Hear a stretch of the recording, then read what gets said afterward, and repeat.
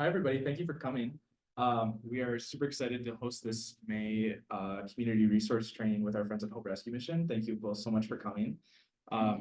We are really trying to expand our community partnerships, and with that, engaging our volunteers and other nonprofits and communities so that we can provide referrals and best practices to our clients. So that's really, really exciting that you're here. We're so excited to hear from you. We will start with April, and I don't know your Joe. Yeah. Joe, okay. It's nice to meet you both, April and Joe. I did a bio for April. I didn't. Okay, well, it's always great to have more friends. April has been with Hope Rescue Mission for the last it's almost 9 years now, since 2015. 8 years. 8 years, yep. As the director of outreach for Hope Rescue Mission. We are so excited to have you both, and I will give you the mic and the floor.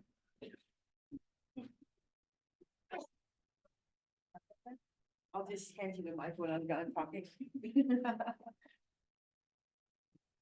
I'm trying not to be in the camera. Yeah, so I've been with the mission for 8 years. And I always just kind of start off with like why I've been at the mission for 8 years. I was an addict and I was homeless myself for several years, but I've been in recovery for 10 years. And I do love the fact that, you know, where God took me from the place I was and put me in a place where I can serve others. And so I really love what I do. But at Hope Rescue Mission, we have, in my department alone, in the outreach department, we have a temporary safe outdoor space. It's 30 pallet shelters, and it's right off of Broadway next to Rangish Brothers. And so we have, usually the highest number of people we can have there is maybe about 45 or 48. But when they do the intake, they come in, we help them with housing, documents, like all the things they need to move forward. And they're allowed to stay there. As long as they're moving forward, they can stay with us and working with peer support and case management. We do have a pretty big wait list for that program. There's like 200 on the list that do want to come in, and it's anywhere from people who are experiencing houselessness, people who have lost their apartment because their rent was raised. There's several different stories and meanings of why people are where they're at today. So that program has been hugely successful. Last year alone, we are about a 73 success rate with people getting into housing and being still in housing and permanent solutions, long-term recovery. We started in 2020, just an emergency response to COVID. Found that we were over there on Buckhouse Bridge for the first 2 years, and we worked from a yurt and canvas tents and 3-season tents, and it was a hard journey to learn, but we learned it, and so it's super successful now. And then Joe is our program coordinator. So we also have a drop-in center where people can come in. It's at 2811 Latimer, just above Revive Church. And Joe will do many programs like life skills activities. We did a movie night last night just so we can build community. But at our drop-in center, you can come in, we can help with like benevolence needs if they need help with housing, rent, deposits, fuel, just kind of anything to fill the gaps in the city when our partners are out of funding. We don't have a lot of funding, but we have some amazing resource coordinators that will really work with them and really advocate for this person so they can move forward or stay where they're at or stay in housing. And so we're all about just really giving people a hand up, making sure that like, if they come in for help, like what can we do to like help with the root cause, not just trying to give them like a field card and just really trying to see like, what is it like to budget your finances and things like that. So we take a lot of time working with the people that come in. So that way they're not reoccurring and coming into the system. We know that life gets hard sometimes, and there's some folks that, you know, will have to come in more than once, which is fine because we know that they're actually trying to like keep their lives sustainable. And so we do street outreach. So we are now doing outreach on Industrial Way with the RVs and campers around Missoula, because we really feel like those are the ones that they're not getting, there's not enough outreach to go out there and see like how these folks are doing or how we can get them connected with our services. So while we've been doing that, they've actually been coming in, getting into the system. We do use a coordinated entry system. So it's a bigger database that we use for Missoula County altogether.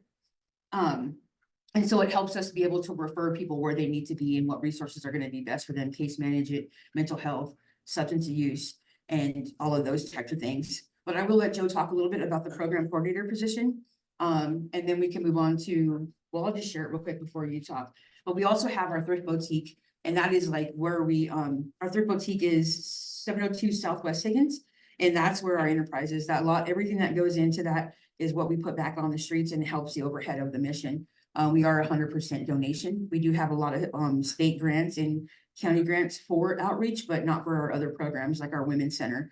And that's a 18-month recovery program. So 9 months of it is treatment, where they're really just trying to learn how to live without substance abuse, or really being able to get their mental health under control and stay stable, and life skills classes and things like that. And then the second 9 months is when they start like working, and they're saving money in a participation fund to where they save 60% of their income. And as they're doing the 9 months of sober living, when they leave there, they have a caseworker that's working with them. They have housing, they have an income, all that money goes back to them. So it goes back to housing. So we're not using the resources that are available. They're actually working and paying for their apartments, and then being able to sustain that moving forward.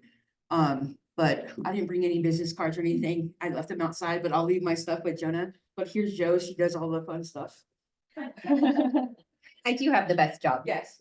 That's all very exciting, what you just shared, but if somebody came up to me today at the front desk, I still wouldn't know what to tell them, how to get in touch with you. Are you TSOS? Yes. Okay. Yeah, we're the T sauce. Can you see that from Mullen Road?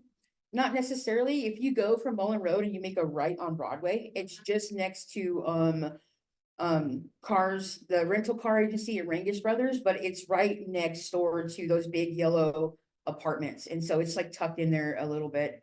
But yeah, if you call TSOS, that's why I can run to my car before we take off. But we do have a phone number where you can call the TSOS to get on that wait list. There's a couple of emails for Nathan and Ben where you can just have people reach out to them. I'll get that stuff before we go. And then for the drop-in center, we just call a number called 549-HOPE, and you can get in with the drop-in center to make an appointment to do an assessment for the database, for resources, benevolence, and things of that sort. Do you have to have an appointment? Nope. We have a lot of people that ask for gas cards.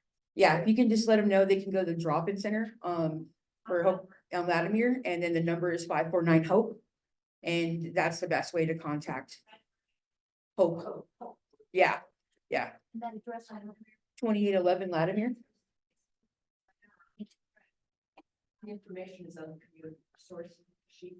And there's also it's free. Yeah. That's all these. It should have like rescued on the back of it, and then if you flip it around, it'll have some of the information on how to contact us and from the TSOS and the drop-in center. Like how does one get into the recovery? So what you would do is you can go to the drop-in center or go onto our website at hopemontana.org. There's an actual application that you can print out on that website, and then that would go to the client and they would fill that out, or we would really like to have them go to the drop-in center. And that way they can fill that application out, and then we can get it over to Danae Hammonds, is the director of that program, and then we can set up an interview and be able to move forward with them.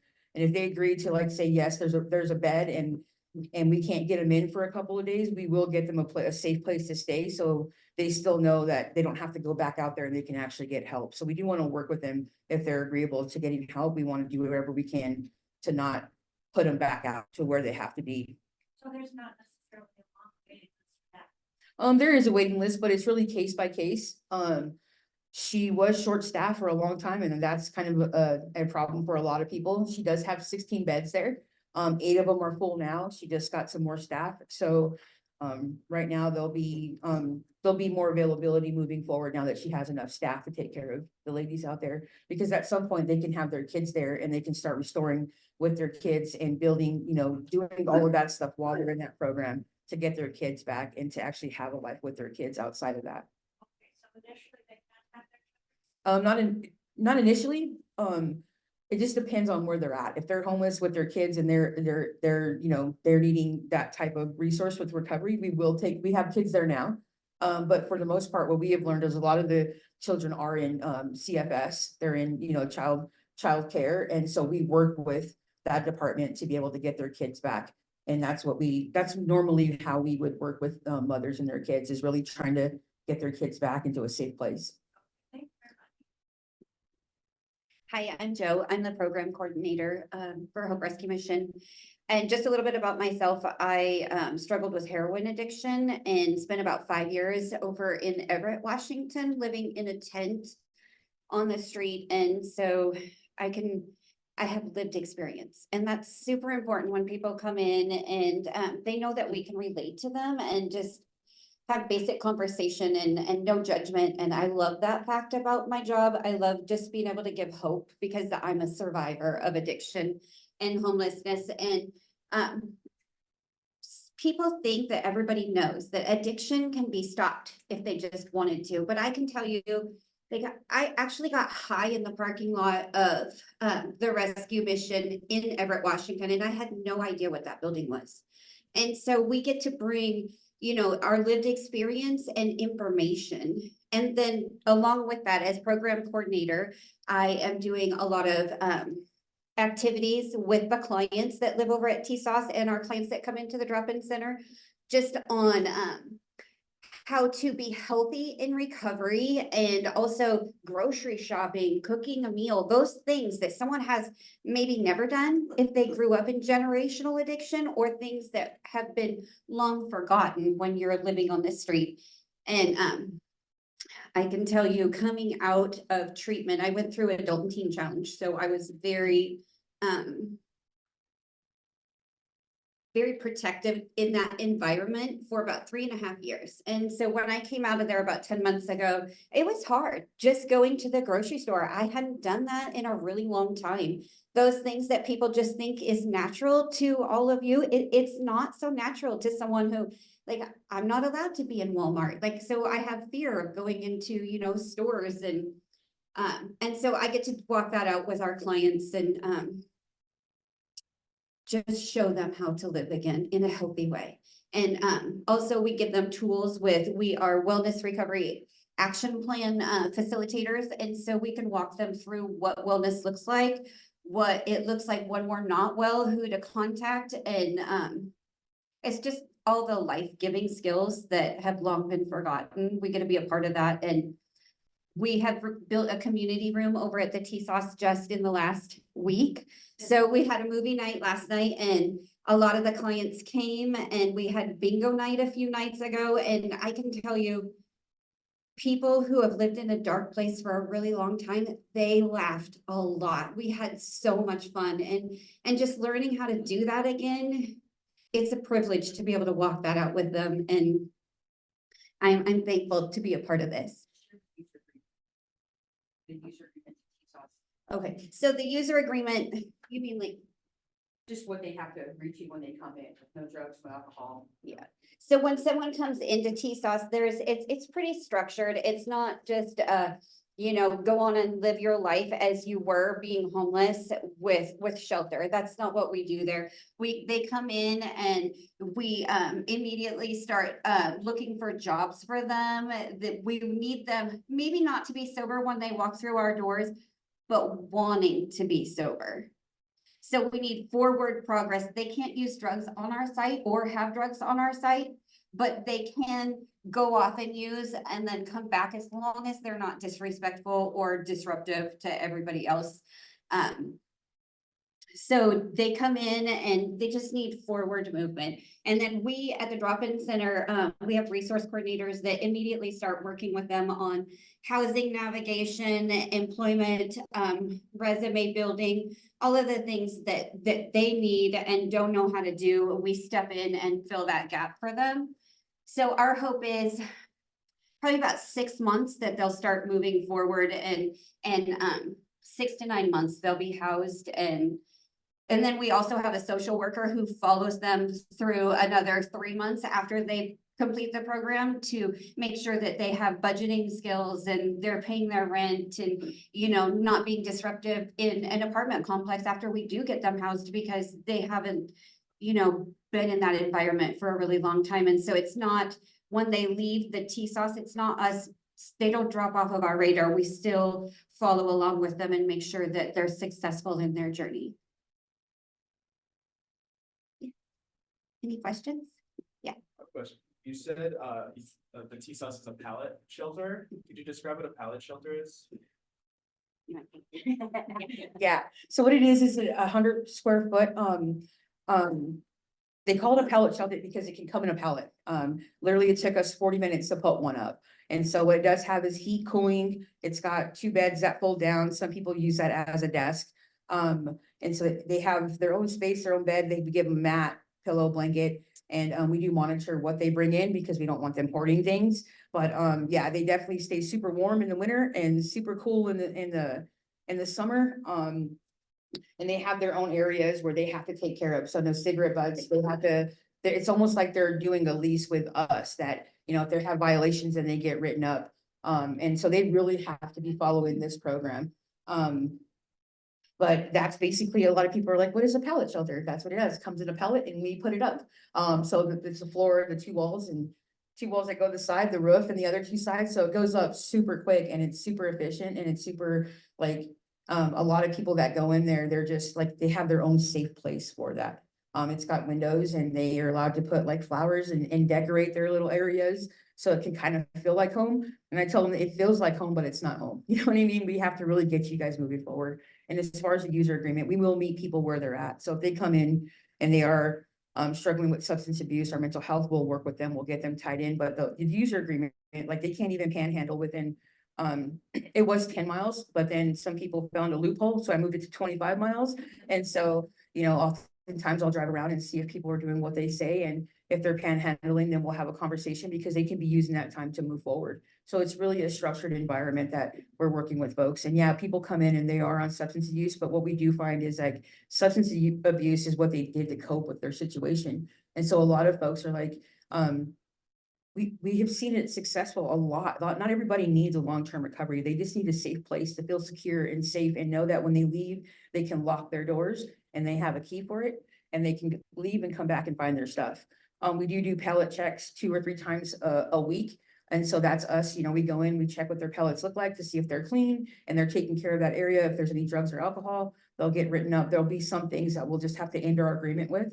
Everybody says that we kick them out and that's not what we're doing. We're just ending the agreement that they agreed. We always want to put the responsibility back on them. That if, you know, this is what you agreed to do and this is how we want to move forward. But we do have a lot of grace for folks. We want them to be able to fall and to make those wrong decisions and have a safe place to do that. But if it's a continued thing, then we just need to move forward because there are a lot of people on the list. And How about yeah, so we have 2 shower trailers, 3 of them, there's 3 stalls in each one, so there's a men's and a women's. There's 3 showers, 3 restrooms, and each one of those participants, they are responsible for cleaning them and making sure that every day they are clean. So everybody has a chore list of what their chores are. They will keep up the grounds of mowing and weed eating and making sure that they pick up, if they have animals, they're picking up after their animals. So there's a lot of things that go into it because we really designed it to where when they leave us, these are the same things they're gonna have to do anyways. We're gonna be accountable to something. And when they get a lease, they need to know, like, if they have a pet, they're gonna have to clean up. It's a lease violation. If they have, you know, when they come in and do inspections, they're gonna have a lot of things that are in their apartment that they can't have. You know, and how if there's a light out or there's a plumbing situation, who do they call, you know? So we just train them and teach them how to take care of that responsibility afterwards by doing it where they're at now. mostly single people versus?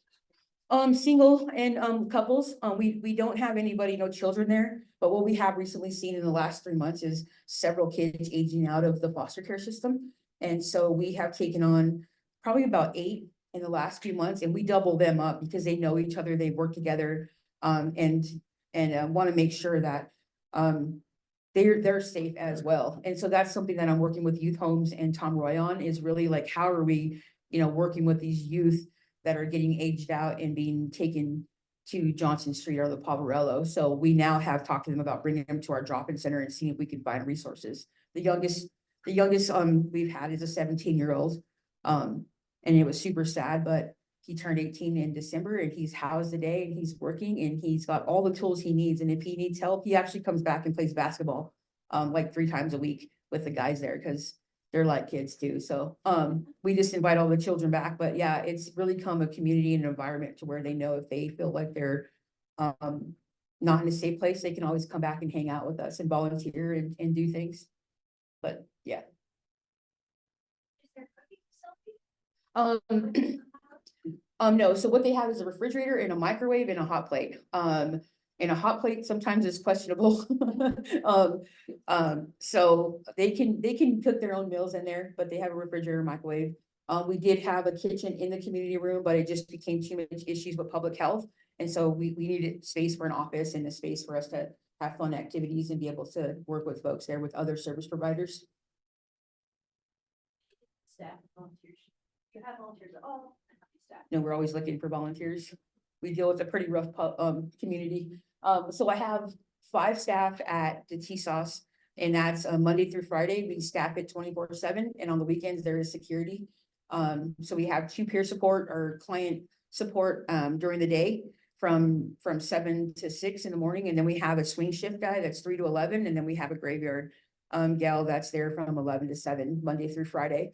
Our social worker is 8 to 4, and she's at our offices, but she works with all these folks and they come over to the office to have those appointments. And then another in the drop-in center, we have 3 staff right now. I am looking for an office assistant for volunteer hours. People come in and be in that first space to smile and see how they are doing intake. I'm talking with folks. We have a TV and couches in there. So you'll see a lot of time that people are sitting there and we have snacks and noodles and things, and they're just sitting there eating, and at least they're getting away from the 200 people they have to be next to, at the Poverello. But it's an opportunity for us to talk to them and say, hey, how can we help? And so it's super successful when you give them a safe place and open up conversation. The refrigerator and microwave, where are those? They're inside each pallet. So we put each like mini fridge and a microwave in each pallet. They do pay a $50 utility fee. And if they can't pay that fee, then what they do is with our program coordinator, we have a baler and for our thrift boutique, and we keep about 400,000 pounds of textile out of the landfill to where we recycle all of those things. And so some of the clients that are at the TSOS will go there and they will volunteer and help with the baling project, or like Garden City Harvest we were at one time. So we find other businesses and stuff we can work with, but they do pay that utility fee. So they understand that like when they leave, they have to turn things off because they'll just have to keep coming in for help. And so we want to just avoid that. Well, it's 100% donation for the entire mission, but for outreach alone, we have a state grant. It's a drop-in center grant. And then we have the ARPA money from the county is what put up the TSOS. So we have that through 2025. And then the community assistance fund. But I work a lot with the state and how we can actually be able to provide that admin and stuff so we can put more money out into ministry. And that's what we're currently looking for our recovery center, is to be able to have those grants as well.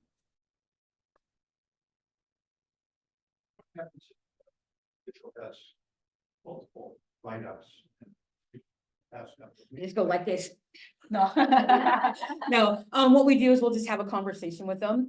And they're allowed like 3, a written, a verbal, a written, and then we'll just end our agreement. So we end up ending the agreement, and sometimes we can find with their case manager a safe place to go. Like we ended an agreement with this young couple, and one day, and then within 2 hours they got housed. And so we just let them stay until they got their keys. But several times if there are people who just are not ready, they'll go back to Johnson Street or their Poverello, but we really will look for a resource before we're just like, you have to go. So we normally give them 72 hours to figure out like, okay, how are we going to do this to where it's maybe a better positive destination rather than a negative. But there are people that are just not ready. So they will end up going back to the Poverello or Johnson Street or to wherever they're at, but we will put them back on the list because what we have found is they're not ready now, but they may be ready in the future.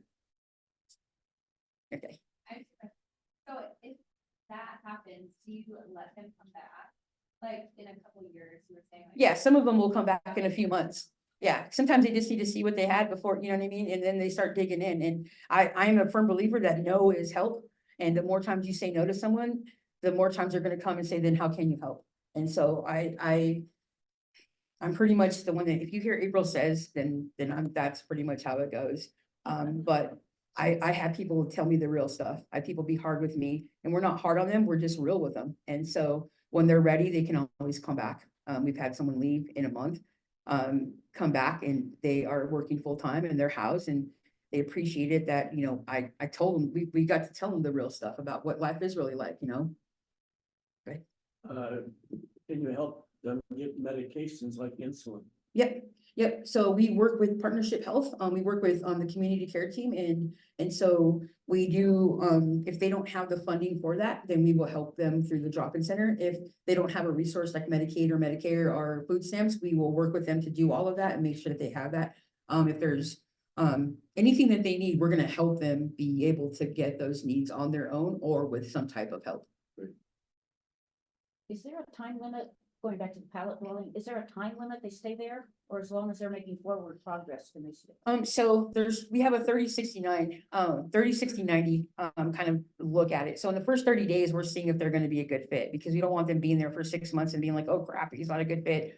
So they really have to prove that this is what, you know, they want to be, and we do give them time to kind of settle into it, because they're coming from areas that are like, you know, they've had no responsibility, so we give them that time to do that. In 60 days, we're still kind of gauging that, and in 90 days, we know we're locked in, and now we're gonna start like, you know, but during those 30, 60, 90, they're getting all the documentation that they need, ID, birth certificate, you know, whatever they need, doing background checks to find out if they have collections or anything, because when we start the housing process, we wanted to make sure that we dealt with a lot of the hurdles that they're gonna have to move forward. And so in 6 months, if they're there for 6 months and they're doing everything, we'll look at and see where they're at. Still with housing, the housing market is insane, so we found some pretty unique ways to get people housed. But it's like 9 months is what we tell them. But if they're just waiting for housing and they're doing all that they can stay until they actually find that positive destination. But they still have to be a part of the program, doing their chores, you know, volunteering, paying their utility fee and all that. So they do also save 60% of their income. They'll do a budget, and it's 60% of what they have left after all their bills are paid. So then that way they can see like, yeah, I can save money. I can live within my means. And so after they leave, they get all of that back. The mission does not take any portion of that. It's all theirs for housing or what their needs are. Yeah, if you have an ESA or a service animal, then we can allow them.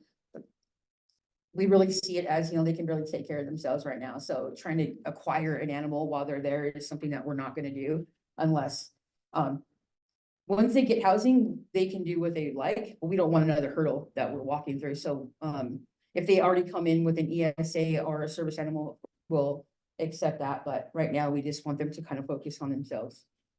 It took me 10 years to get a dog, and I love her today. I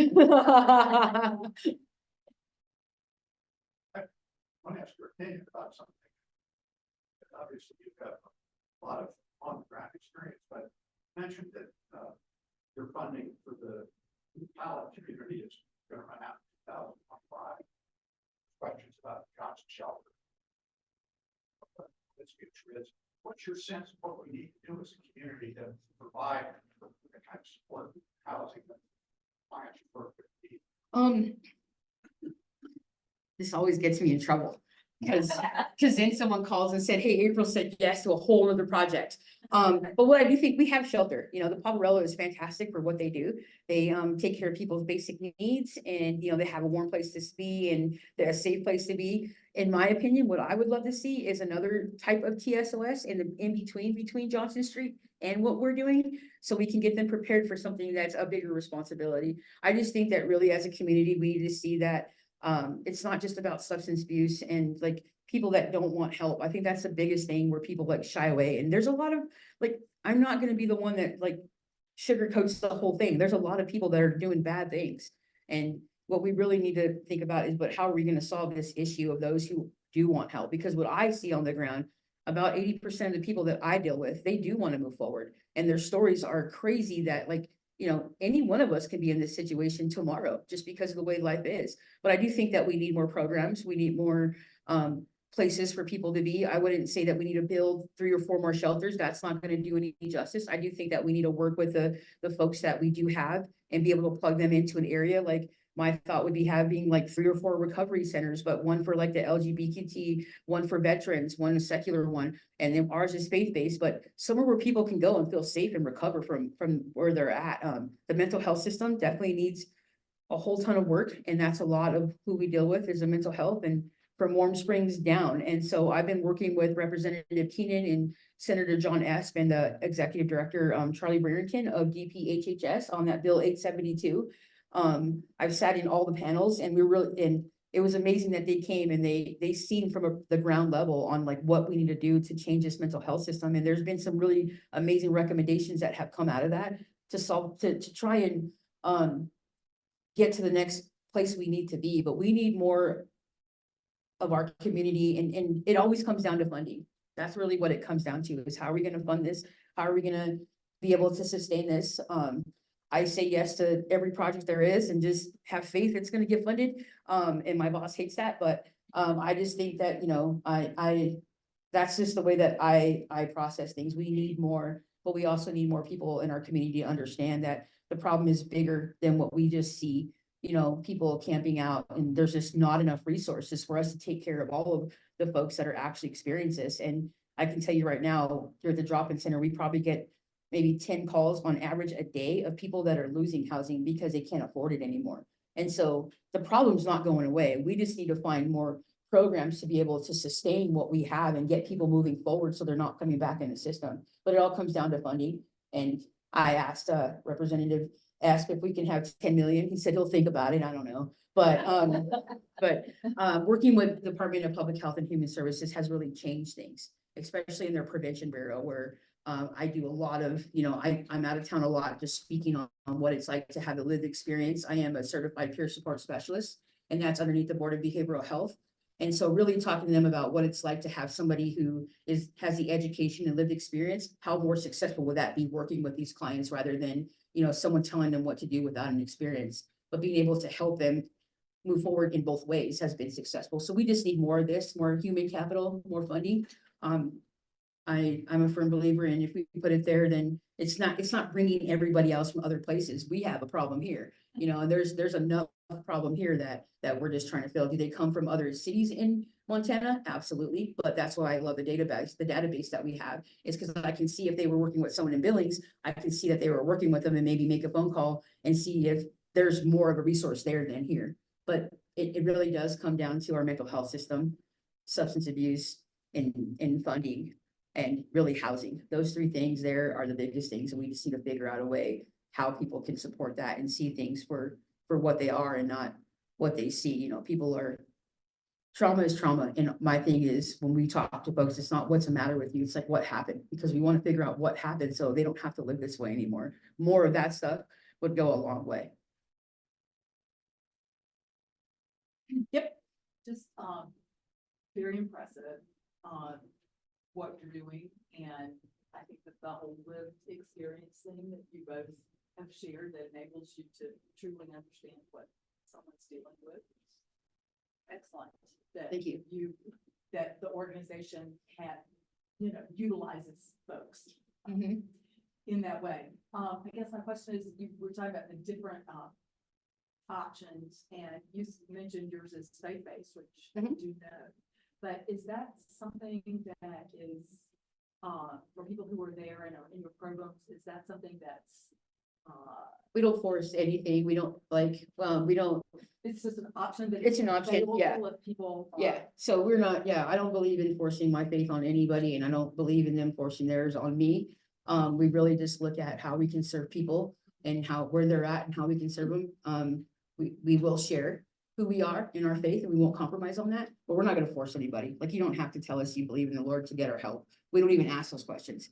And I don't even ask, because we're a faith-based entity, I don't even ask I don't want anybody feeling uncomfortable coming in, so we don't ask gender, race, or race and stuff like that. To me, I just see somebody that needs help, they're coming in, let's help them. And they'll make that decision whether or not they want to be invested in this program or not. If not, then we have partners that we can send them to, like Crosswinds and other areas that we partner with. But I do believe that there needs to be more areas for people to actually get the actual help they need in the community that they're a part of. We have time for one more question. My question is about the people that are panhandling. I've heard that you shouldn't give them money because you don't know what they're spending it on. Would it be appropriate to just have a card or something with your name on it, I mean, with, Hope Rescue Mission? Yeah, so we have some things called hope packs and I'll volunteer Joe to bring some. And they're already made up with our information in there and our cards.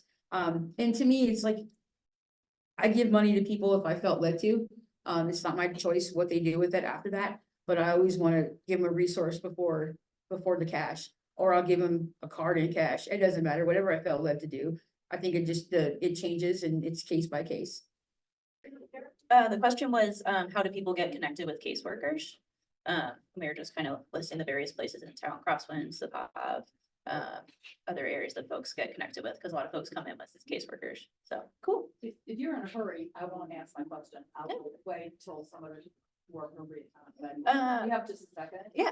So I didn't even know that the Hope organization was the group that managed the temporary, say, order shelter stuff. Yeah. And I've heard people from the POV talk about, well, all my stuff got stolen, blah, blah, blah. And then you mentioned Crossways or something, and then there's Johnson Street. Can you give me just a kind of an overview of what are the differences and who runs all these different? I mean, I'm just kind of absolutely. confused about how all these things tie in together. I'm just gonna Or maybe bring they up don't, but- the community resource guide. I think this will just be a good thing for us to reference as I talk about this. Yeah. And of course, this isn't gonna format right, so I have to open it. Desktop. Okay, so Johnson Street and Poverello Center are both the same organization. The Johnson Street used to be the winter outdoor shelter, and they now have enough funding to make it into a permanent shelter. So the Poverello has its Broadway location, and then it also has its location on Johnson Street. The Poverello, have we all seen the Poverello? It's like 3 or 4 stories. They have separate men's and women's dormitories. It's just a big space. They have a separate veterans thing up on the top floor. Johnson Street is basically just a big warehouse with just cots that are 6 feet apart. And so the Poverello only has about 110 beds, but they have maxed out their capacity in the past, and now they have the funding for Johnson Street. So now they have the shelter for everyone that needs and requests shelter. Oh no. Let me just make-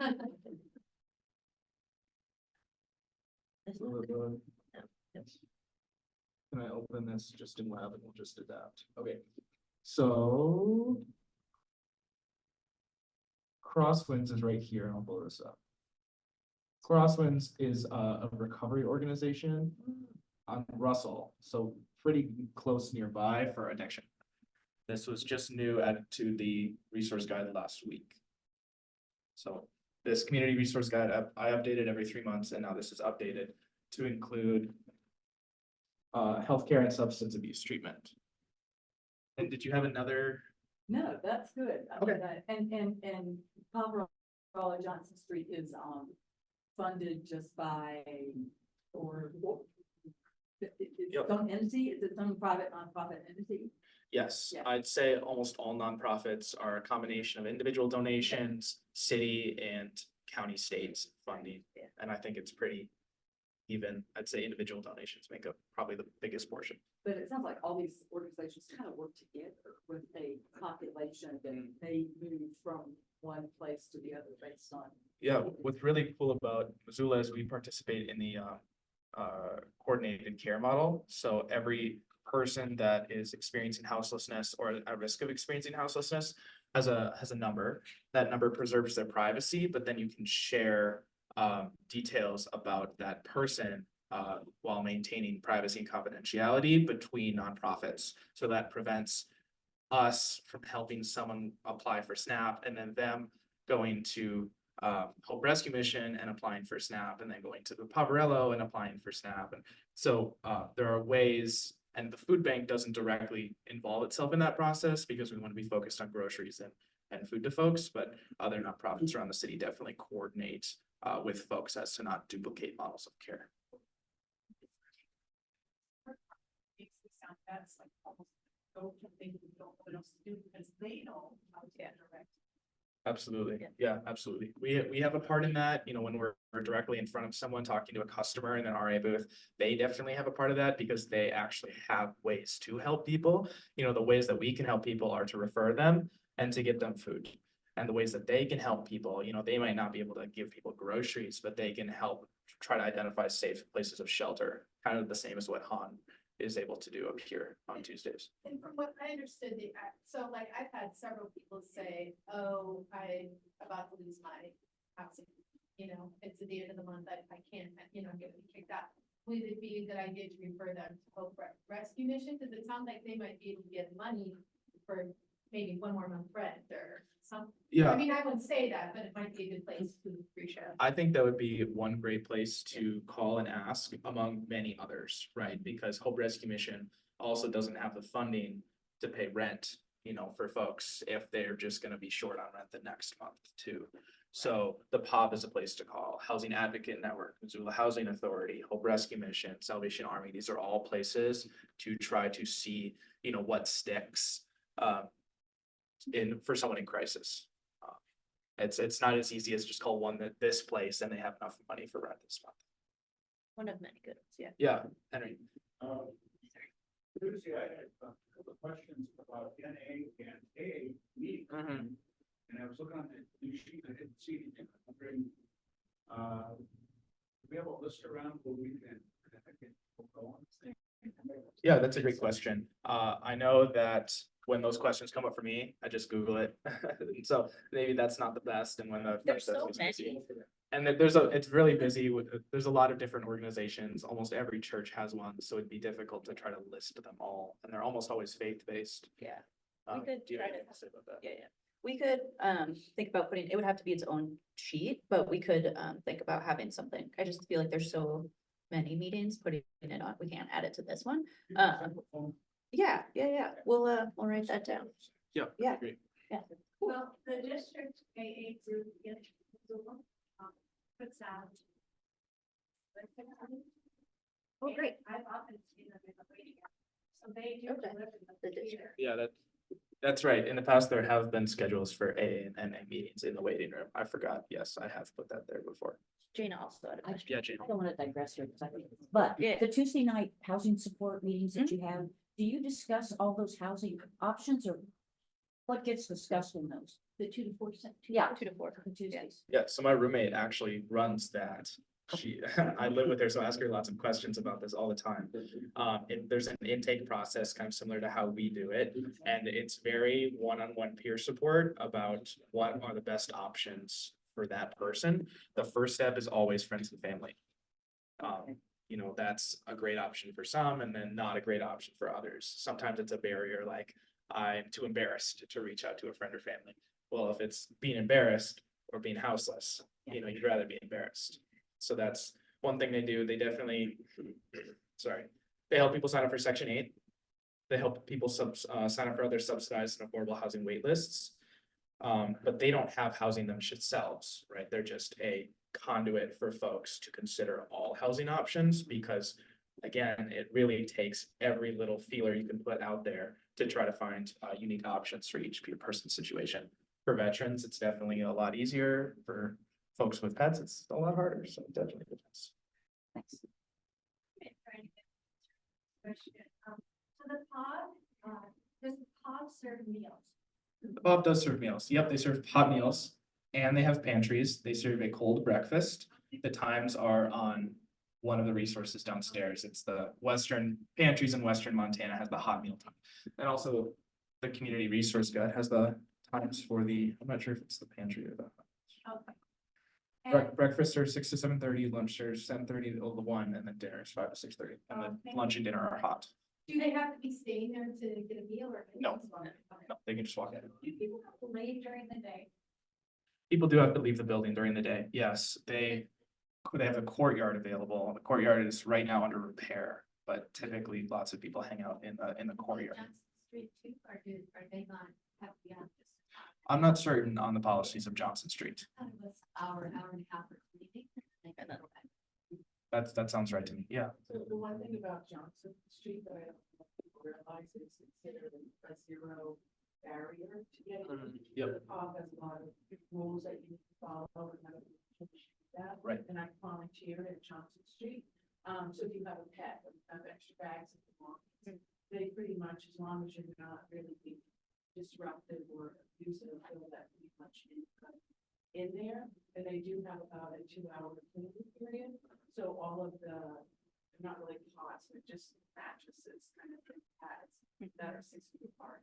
All of those get picked up every day and they do massive. Yeah, that's great. Thank you for saying that. Yeah, Transition I think you want you. Okay. So many great questions. So we're just gonna transition. This might not go till 11:30, but we just have a couple updates, reminders that we wanted to share that we'll go over and see how long it takes us, but we'll definitely end at 11:30.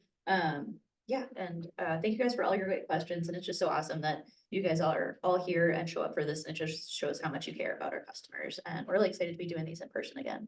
By the way, I'm recording it for, see how this goes, for folks who couldn't attend, but yeah, I appreciate it, so I'm gonna start with the binder. Yeah, absolutely. So one of the things that I've kind of been focusing on in my time, not on the floor, is how we can make it easier to train RAs and keep RAs as knowledgeable as possible about everything going on in our building and outside of our building. And I think the best way that I've thought about doing that is with the RA binder. So in the past, that's kind of just been the last 100 or so hot sheets, right? And now if you look at it, there's only the last 4, so about the last month's worth of hot sheets. If you're a sub, we ask that you now, if you haven't been here in a little bit, read through the last 4. Don't have to read through the last 100 or so. And I also envision that binder being filled with other things that may be relevant to being an RA. So there's one about how to handle a mental health crisis, and we're going to talk about 2 more that I think are quite essential that I've created in my time here to be able to train new RAs and to help answer questions if things come up and there's not a staff member around, because I see that a lot. We're like, I don't know what to do in this situation. And a staff member sometimes knows what to do, but then if they're not there, they can't be helpful. So anything else? Okay, great.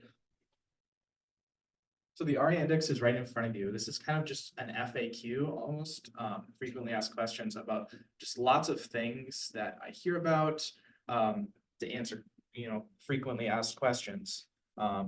Stuff about white cards, stuff about low cook bags, grab and goes. When people ask for transportation, what are their options? The top one, affordable connectivity program, that program hasn't been renewed. So that's, folks ever talk about that.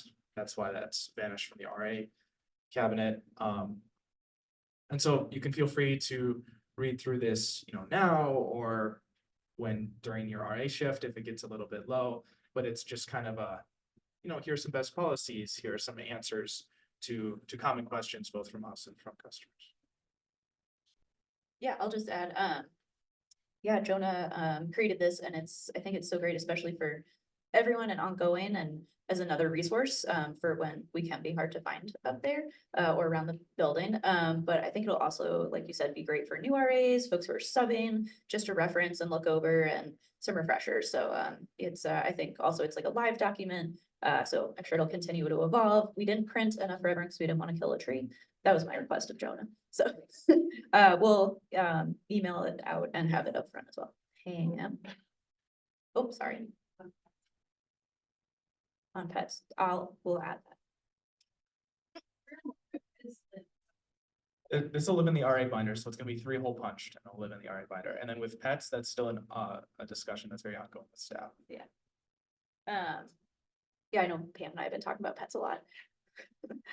So we're solidifying in writing an internal document with staff that has various things in policies that won't all be shared with volunteers for situations that we handle. For the most part, we've just decided that staff will handle pet issues, and it's not finalized, so I can't share it right now, but really just seeing a dog that may or may not be a service animal, you're welcome to ask the question of, is it a service animal? What service does it provide? And then after that, it would be getting a staff member. I had a couple conversations last week or over the last month, and yesterday I saw 2 customers not bring in their non-service animal. So for me, that was a small victory.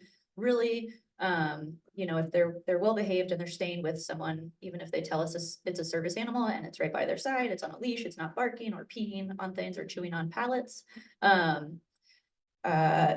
Occasionally they've been let to stay in the building. We're discussing that right now.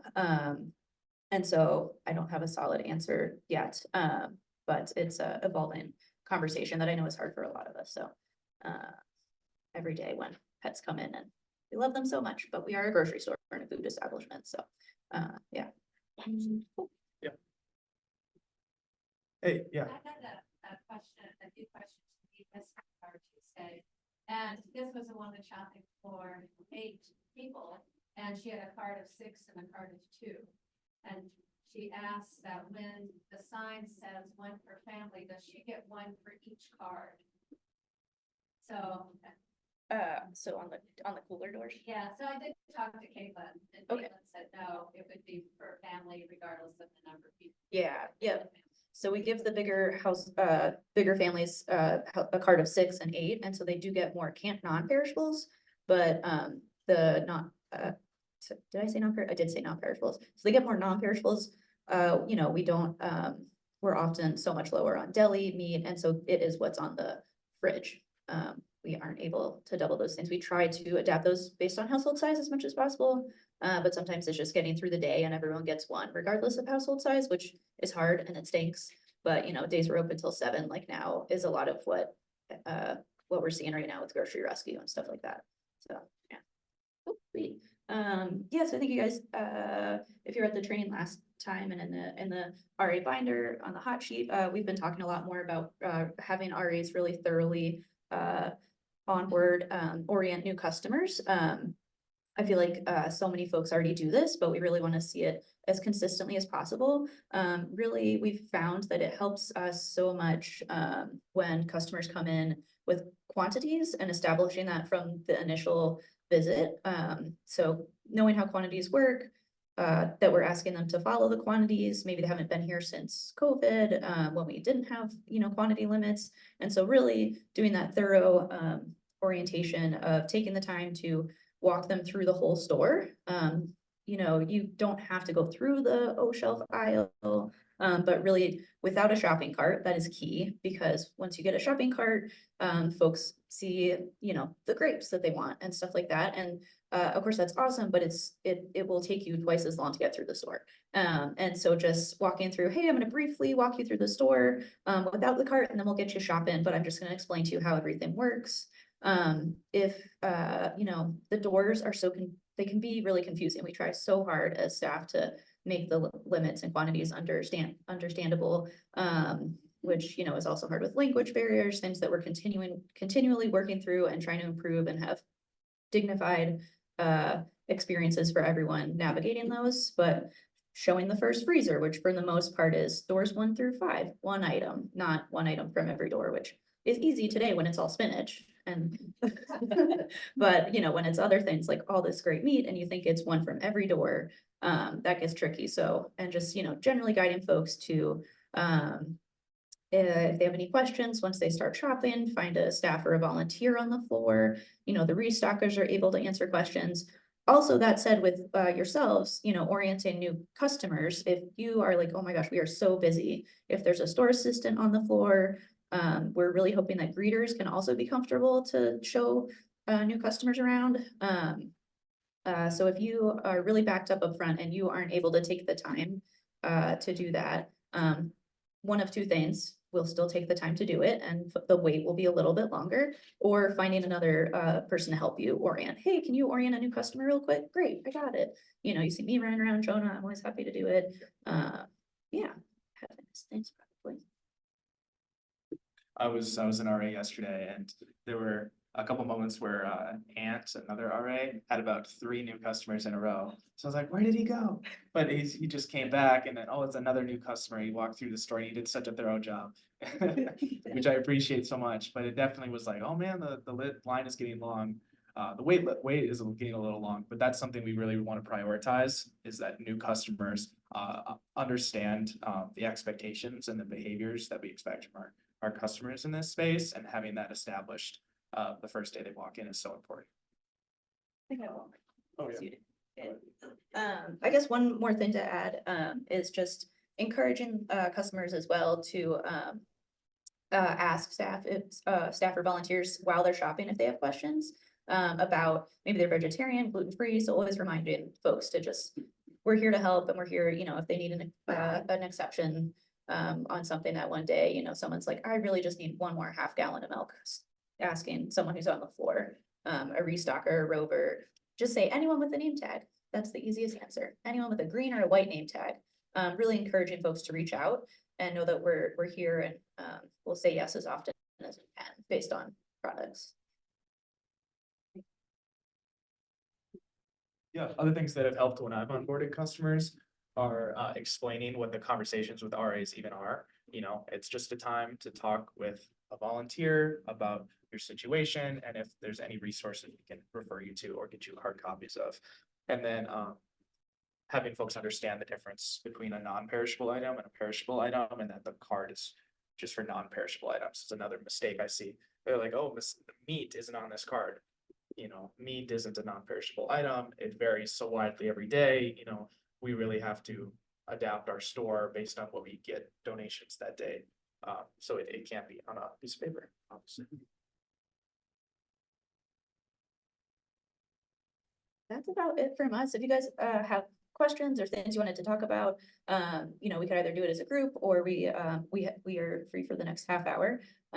So I know Just, is there, one person generally circulating on the shop floor? it is quite variable. Okay. Yeah, there's yeah. One in six. It, you know, it's so, there's pretty much always two staff, but you know, it's a big floor, we're all over the place, but we've been trying to have more store assistants on the floor, Yeah. but you know, there's always rovers, restockers, so yeah, whoever. And those are the folks, that are generally responsible for very gently letting someone know if they have Quantities wise. misunderstood something about limits or, Yeah. or whatever. Yeah. I just was boxing the other day and, I ain't gonna, I'm not gonna tell somebody. Right. They have 4 beats in their car and Mhm. so, yeah, it's Yeah. someone else's job to do that, right? The store assistants and staff are the ones who are having those conversations. We've still decided to stick with that. See how it evolves, but we've really been trying not to have it happen at the boxing station where you're so far from the products that you chose. And so having those conversations on the floor and also being okay with a percentage of a success rate of that, you know, it's never gonna be 100%. And who knows, maybe they talked to a staff member already and we said that was great, take 2 more. And so, yeah, really having those conversations out there. It's been going really well, so. Lauren. We get people coming in asking for gas cards. What's the answer from a resource assistant?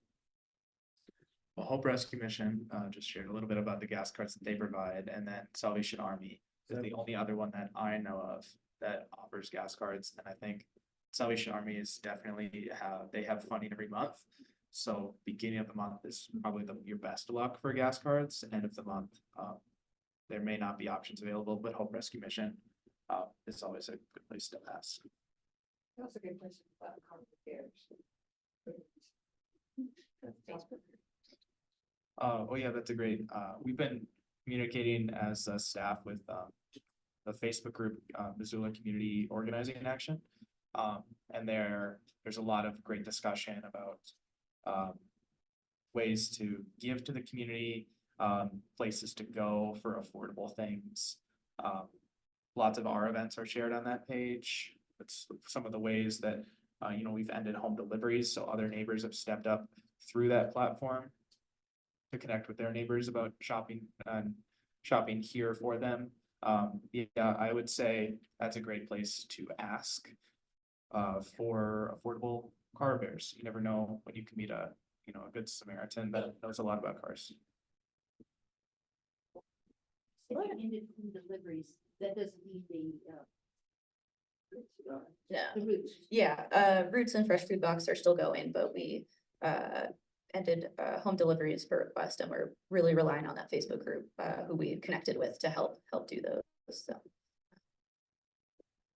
For a while after COVID, folks would call us and ask that groceries be delivered to their house, and we did that for a while, but that extended beyond staff capacity and funding capacity. So we've relied on, you know, folks, neighbors, family, friends to be able to make those trips to the food bank. That's why some folks have fill out 2 intake forms now. Oh, I'm shopping for myself and my neighbor.